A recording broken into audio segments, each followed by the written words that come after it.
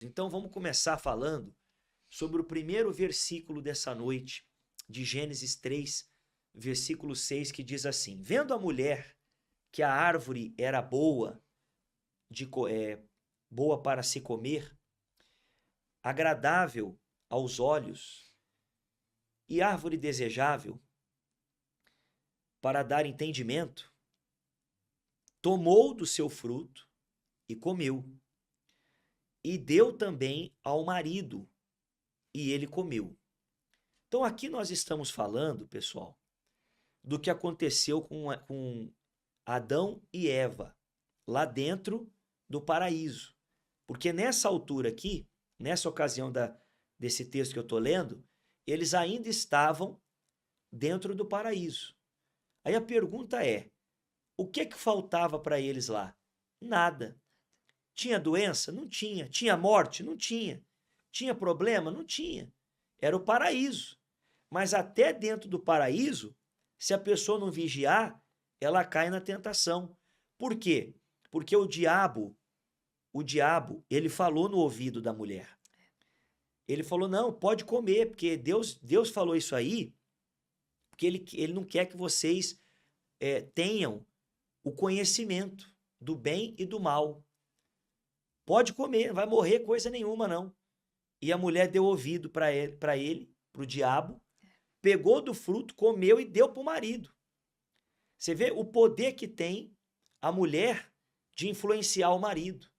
Então, é claro que a gente vai falar para as mulheres, para os homens, mas a princípio, já de cara aqui, tem um ensinamento para você, mulheres.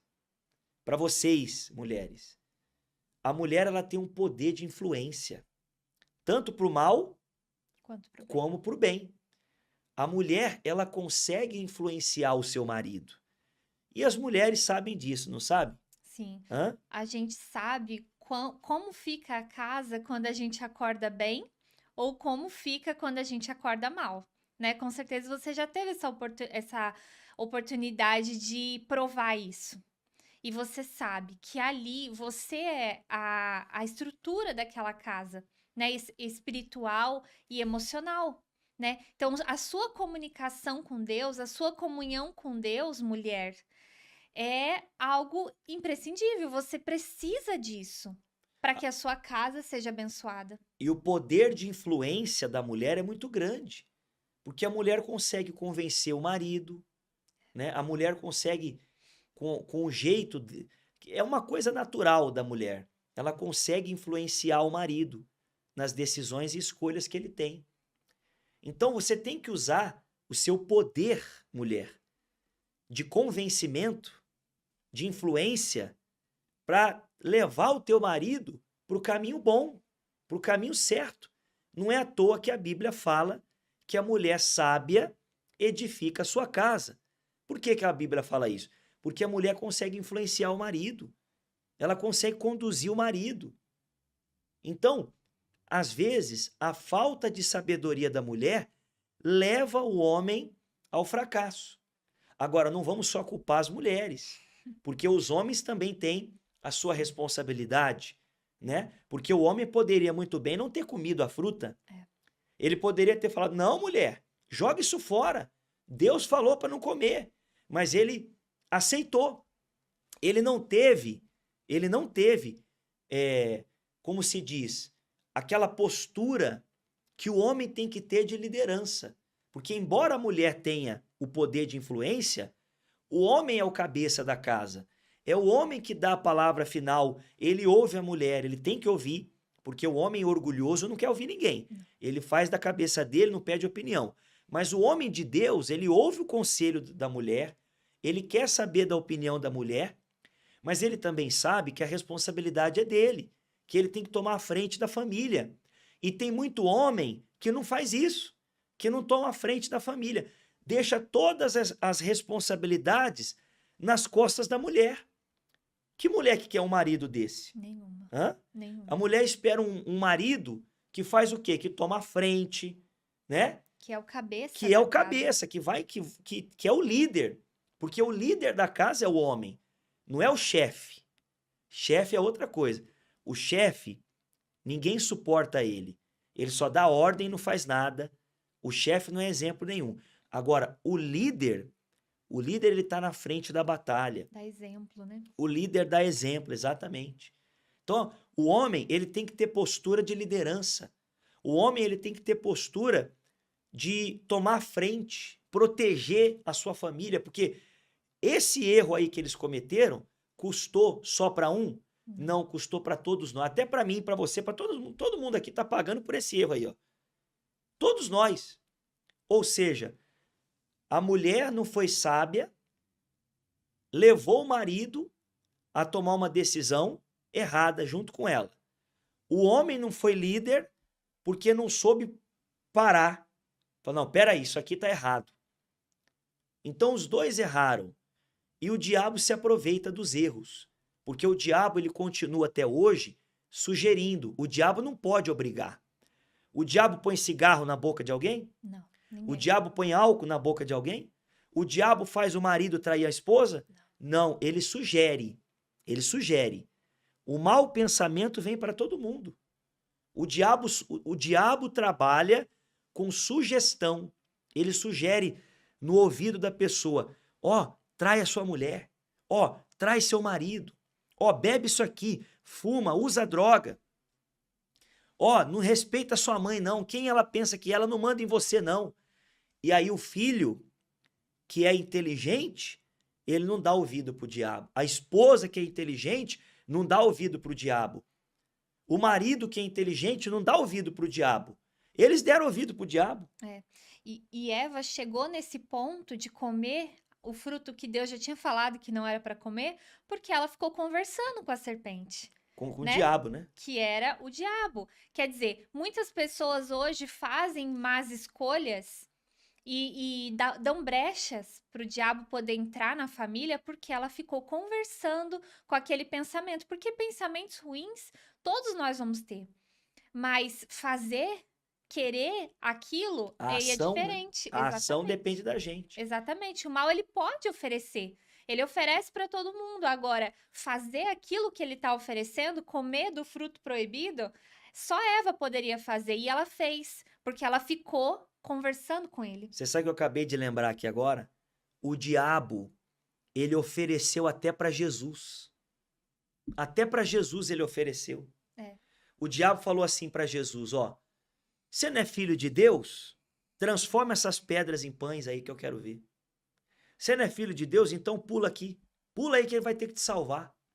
Ou seja, tá escrito lá que Jesus estava no deserto para ser tentado pelo diabo.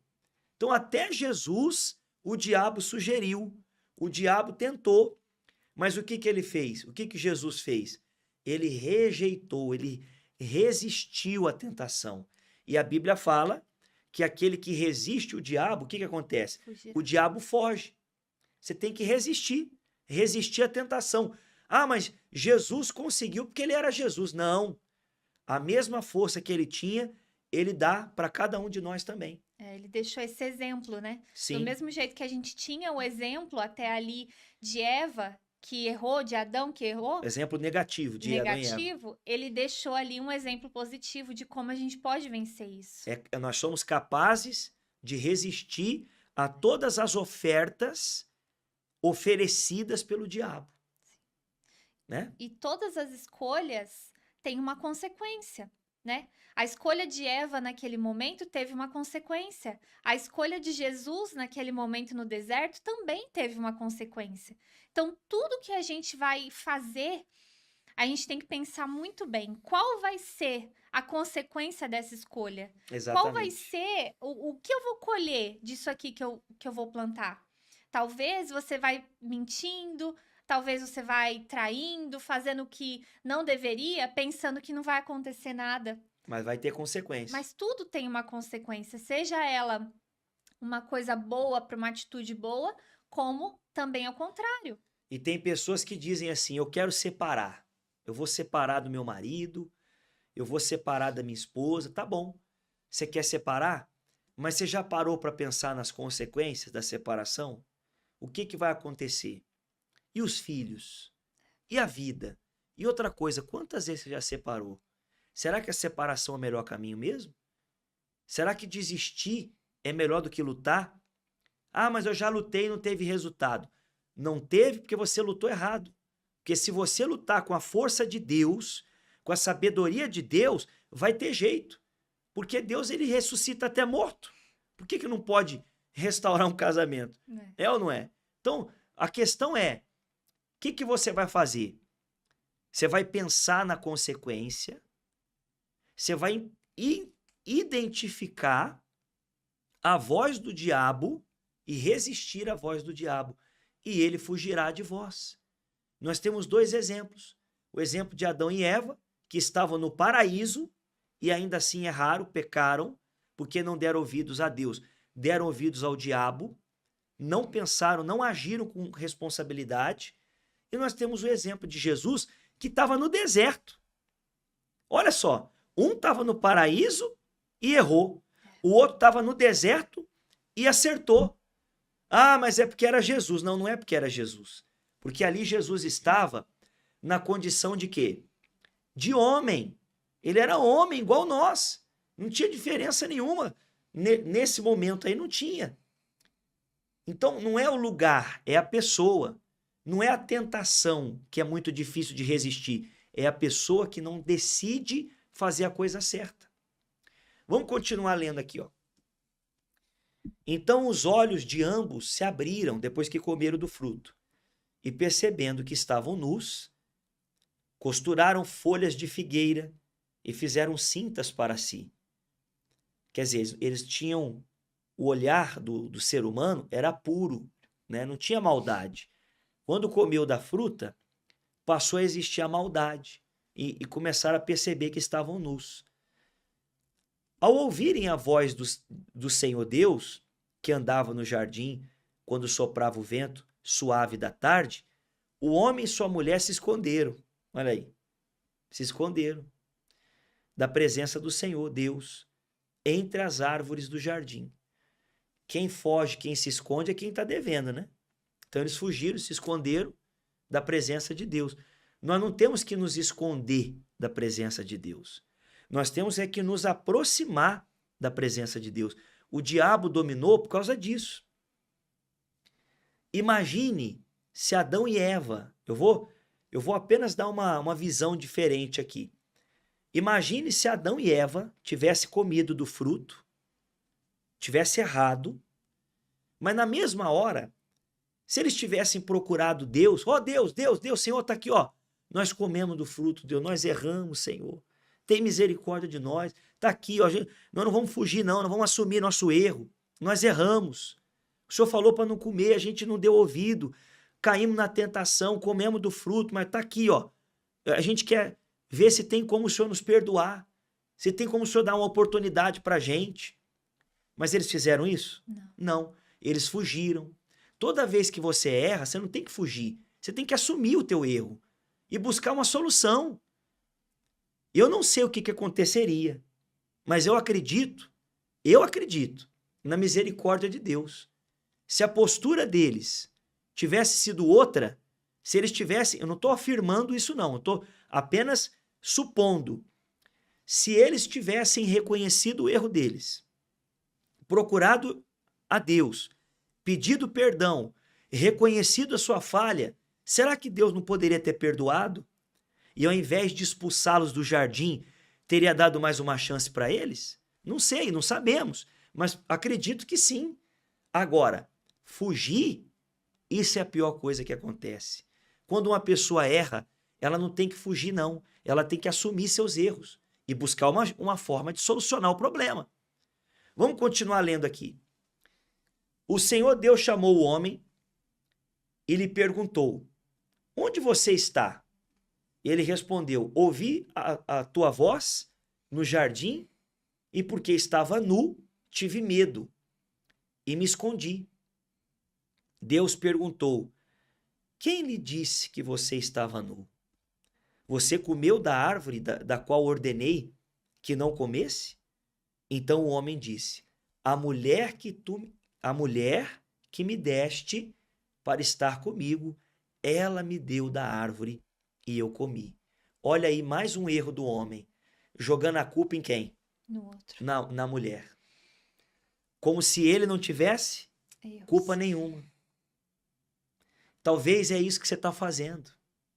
Você fica jogando o erro no teu marido, porque ele é grosso, porque ele bebe, porque ele faz isso, porque ele faz aquilo.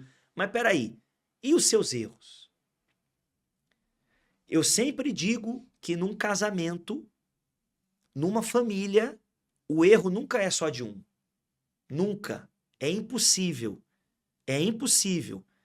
Porque a pessoa, ela pode fazer o que for. Ela pode cometer o que for. Normalmente, a decisão ou a atitude dela é causada por uma reação que uma outra pessoa... Uma reação diante de uma outra atitude de outra pessoa. Ou seja, não é um sozinho que arruma problema. Nunca é. Um começa errando, o outro erra mais, o outro erra mais. É igual um dominó. Vai caindo uma peça após a outra. A mulher errou, o homem errou. Ou seja, um foi cometendo erros em cima do outro. Então, normalmente, é mais fácil você apontar o dedo e falar, não, foi fulano que é culpado. É meu marido que é culpado, é minha esposa que é culpada, é minha mãe que é culpada, é meu filho que é culpado. Não! Cada um tem sua parcela de culpa. Cada um tem seus erros. A atitude de quem está à minha volta, muitas das vezes, ela é influenciada por uma atitude minha. Então, ao invés de eu olhar para o erro do outro ou culpar o outro, eu tenho que olhar para dentro de mim e corrigir os meus erros e corrigir as minhas falhas. O que eu posso fazer para resolver esse problema? O que eu posso fazer para dar um ponto final nessa situação? Essa é a atitude sábia e inteligente. Não jogar a culpa no outro, né? Porque é muito cômodo, né? Eu falar que o errado foi o outro. E aí, se eu fizer isso, eu não preciso mudar. Eu não preciso fazer nada, porque o errado foi o outro, né? Ah, eu não faço isso porque o outro não faz aquilo. Ah, então tudo bem eu não fazer isso, né? Então a pessoa fica cômoda. É uma situação boa, né? Então o outro que se vire com o problema dele, porque eu tô bem, eu não fiz por causa do outro. E isso vai virando uma bola de neve. Isso é um vício. Isso se torna um vício. É o vício de se vitimizar. O vício de falar, não, a culpa não é minha, não. A culpa é do fulano, a culpa é do ciclano. Mas nunca, como eu falei, nunca a culpa é só de um. Nunca. Sempre tem a participação de todos no problema e na solução também. Agora, quando você busca a Deus, aí sim você tem vantagem. Porque diante na batalha entre a luz e as trevas, prevalece a luz. Se você começa a buscar a Deus, você tem mais poder, mais influência para mudar a situação do que os outros que continuam no erro. Então, se por um lado a destruição é causada por erro de várias pessoas, a reconstrução pode ser causada pelo acerto de uma pessoa. Deu para entender isso ou não? Vou repetir. A destruição é causada por erro de várias pessoas. Um erra aqui, o outro erra ali, o outro erra cá e destrói. Agora, a reconstrução, a mudança e a transformação pode ser provocada por apenas um. Se esse um tiver com quem? Deus. Com Deus. Se tiver sozinho, não. Porque tem gente que fala assim, pastor Fernando, tá bom, então o erro nunca é só de um. Todo mundo erra, todo mundo tem culpa para causar destruição. Então, para melhorar também tem que ser todo mundo. Não. Um só consegue mudar. Porque aí é diferente. Aí você tem Deus. Não é sozinho. Não é sozinho, você está com Deus. Você pode estar sozinho no sentido de não ter ninguém com você orando e buscando, mas você está fazendo isso. Então aí Deus se alia com você e o milagre acontece. Ele toca no coração do marido, ele toca no coração do filho, ele cria alguma situação.